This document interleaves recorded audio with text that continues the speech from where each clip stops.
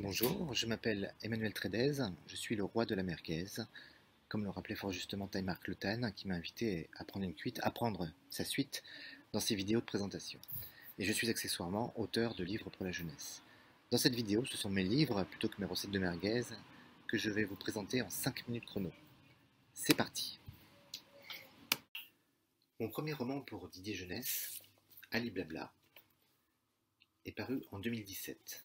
Et mon tout premier livre, Et si les poules avaient des dents, je l'ai publié au siècle dernier, en 1998 pour être précis, chez Nathan. Ça commence à remonter. Pendant une bonne quinzaine d'années, Nathan était à la fois mon éditeur le plus régulier et mon employeur, puisque à cette époque-là, j'étais éditeur de livres documentaires pour la jeunesse. J'écrivais mes textes pendant les week-ends ou les vacances. Depuis quelques années, j'essaie de vivre de ma plume. Mes livres, publiés chez différents éditeurs, s'adressent surtout aux enfants de 6-12 ans, même si fort heureusement il n'y a pas de limite d'âge. Des premières lectures, des romans, quelques documentaires. J'aime faire rire, dis-je malgré mon air sinistre, et j'aime particulièrement jouer avec les mots. On peut en penser ce qu'on veut, mais c'est un peu ma marque de fabrique. Merci messieurs Goscinny, Devos, Desproges, Pérec, qui m'avaient inspiré. Je travaille beaucoup à la maison. Écrivain voyageur, je passe du jardin à la cuisine, de la cuisine au salon, du salon à ce bureau ouvert où je me trouve actuellement. Pas de pièce donc où je puisse m'isoler, pas d'endroit où installer mon univers, mes livres de référence, mes objets fétiches, mes gris-gris. Ali Blabla, illustré par Benoît Perroux, c'est un peu mon chouchou.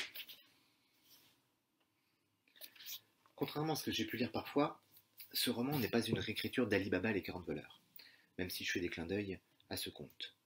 C'est un roman d'aventure qui se passe au temps des mille et une nuits, dans un Orient médiéval donc, dans lequel l'humour est omniprésent entre scènes cocasses, quiproquos et jeux de mots.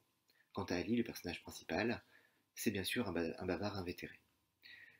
Le point de départ, c'est l'usurpation d'identité d'un jumeau par un autre. Ali refuse d'épouser Baya, la fille du grand vizir, que son père veut lui imposer, et il s'enfuit du palais. Ahmed, son frère jumeau, qui le déteste, profite de l'aubaine pour prendre sa place et épouser Baya.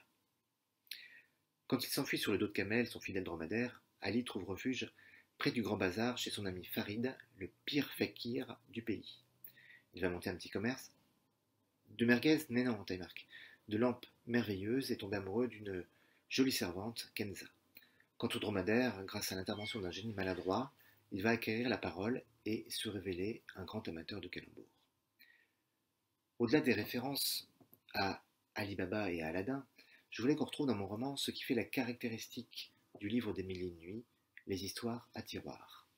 Ce sont elles qui permettent à la princesse Sherazade de tenir en haleine son cruel mari et d'échapper à la mort qui lui est promise.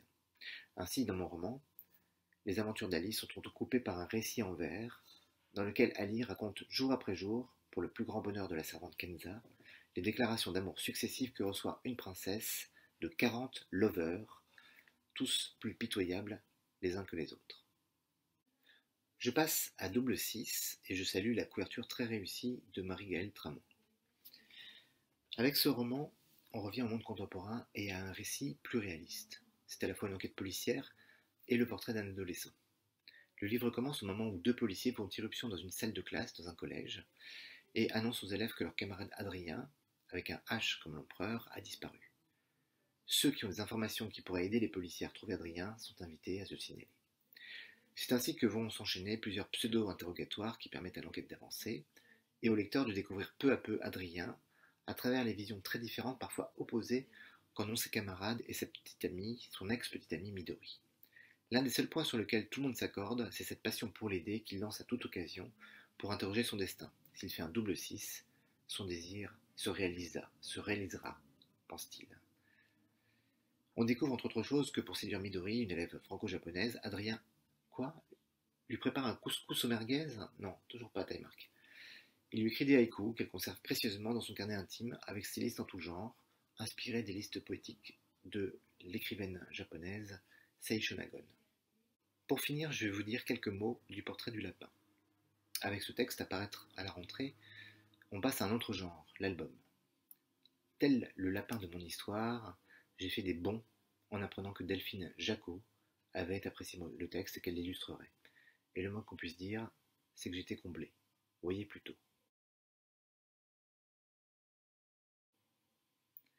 De quoi s'agit-il? d'un hommage à Andersen et d'un clin d'œil à son conte sur l'hypocrisie, les habits neufs de l'empereur, que j'aime tout particulièrement.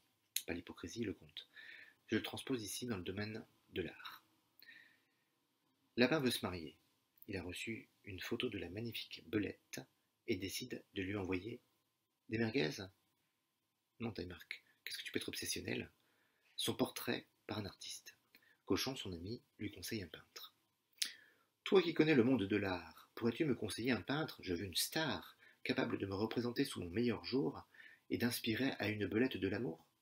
Sans hésiter, je te recommande le peintre Renard. Ce grand maître est au sommet de son art. Va voir Anne, qui expose la plupart de ses tableaux. S'il te plaise, je te donnerai son numéro. Dans ce texte tout en rime, je raconte les déboires du lapin. Sur ce, je passe le relais à Delphine Renon, autrice, illustratrice, qui va nous présenter son univers.